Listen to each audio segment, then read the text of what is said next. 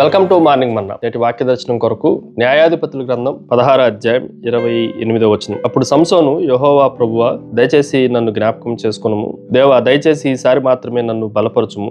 నా 2 కన్నుల నిమిత్తం ఫిలిష్తీయులను ఒక్కమారి దండించి పగ తీర్చుకొననిమ్మని యెహోవాకు మొరపెట్టి. మరొకసారి ఈ వచనంలో నుండి చాలా అద్భుతమైన విషయాలు సంసోను జీవితంలో నుండి మన ఆధ్యాత్మిక జీవితానికి, పురోభివృద్ధికి, మనము గుణపాఠాలు నేర్చుకోవడానికి 4 ప్రాముఖ్యమైన విషయాలు మనం గ్రహించాలి. Number 1, it is A jail. ఈ మాటను మనం జాగ్రత్తగా ఆలోచన చేస్తే చెరసాలు అని చెప్పొచ్చు, లేదంటే బంధకము, జైలు అని కూడా ఆలోచన చేయొచ్చు. పాపం మనల్ని బంధిస్తుంది అన్న విషయాన్ని గ్రహించాలి. సంసోను ఆయన 2 కళ్ళు పోగొట్టుకొని బందీగా అక్కడ ఉండటం మనం జాగ్రత్తగా ఆలోచన చేయాలి.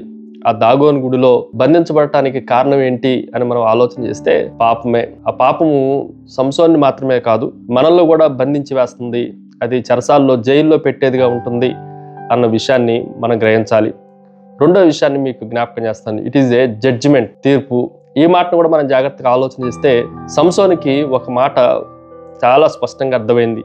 తన పాపమును బట్టి దేవుడు తనకు తీర్పు తీర్చాడు అన్న విషయాన్ని గ్రహించాడు. ఈరోజు మనం కూడా మన పాపం బట్టి తీర్పు వస్తుంది అన్న విషయాన్ని గ్రహించిన వారంగా మనం ఉండాలి. అంత మాత్రమే కాదు, ఆయన జీవితం నాజీరు జీవితాన్ని, నాజీరు వ్రతాన్ని పాడు చేసుకునటం వలన, వేషల తట్టు తిరగటం వలన, బలహీనమైన పరిస్థితుల్లోనికి రావటం వలన తన పరిశుద్ధ జీవితం అంతటిని, నాజీరు చేయబడిన జీవితాన్ని పోగొట్టుకున్నవాడుగా, దేవుని చేత పనిష్మెంట్ ని, దేవుని చేత జడ్జిమెంట్ ని, రెండింటిని పొందినవాడుగా మనకు కనిపిస్తా ఉంది. 3వ విషయాన్ని కూడా మీకు జ్ఞాపకం చేస్తాను. It is a Jehovah.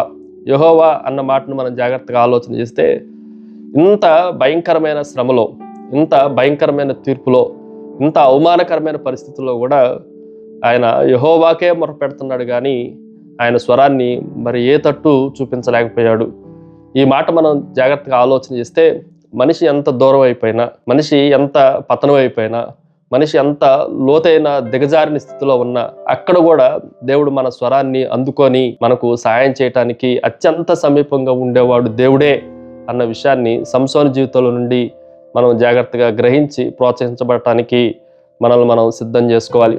Finally there is a just. ఒక్కసారే ఈ మాటను కూడా మనం జాగ్రత్తగా ఆలోచన చేస్తే, ఈ ఒక్కసారికి యెహోవా నా మొర విని నన్ను బలపరచుము అని ప్రార్థన చేయటం, ఇదేదో తన పూర్వపు వైభవాన్ని మరలా అంతరించుకొనటానికి, దాన్ని పొందుకొనటానికి చేసే విజ్ఞాపన కాదు కానీ దేవుని మహిమ కొరకు ఈ ఒక్కసారి బలపరిచి ఫిలిష్తీయులందరినీ హతము చేయనట్లుగా దేవునికి మొరపెట్టినప్పుడు ఆ మొర దేవుడు ఆలకించాడు. దేవుడు ఎంత కృపగలిగిన వాడు అనంటే, మనము అన్ని అవకాశాలన్నీ పోగొట్టుకున్నా చివరి అవకాశంగా దేవుడిని మొరపెట్టినా కూడా ఆయన మరలా మనల్ని దర్శించి బలపరిచేవాడు. ఆ ఒక్క రోజు ఆయన హతము చేసిన వారి సంఖ్య జీవితకాలం అంతట్లో హతము చేసిన వారి సంఖ్య కన్నా, శత్రువుల సంఖ్య కన్నా అధికంగా ఉంది అని దేవుని వాక్యంలో రాయబడతా వచ్చింది. దాగోను గుడి యొక్క 2 స్తంభాలను, అందులో ఉన్న ప్రజలందరూ హతమైపోయినట్లుగా దేవుడు బలపరచగలడు. ఆయన మరలా తల వెంట్రుకలను మొలిపించి ఆయన శక్తిని, బలాన్ని మరలా పునరుద్ధరించడానికి అవకాశం ఉంది. విశ్వాస వీరుల జాబితాలో సంసోను పేరు రాయబడింది. ప్రార్థన. సకల ఆశీర్వాదములకు కారణపుత్రవు తండ్రి, మా జీవితాలను పునరుద్ధరించడానికి మీరు మాత్రమే సమర్థత కలిగిన దేవుడు అని మిమ్మల్ని ఘనపరుస్తూ యేసు నామమున అడిగి వేడుకొంచున్నాం తండ్రి. ఆమేన్. God bless you.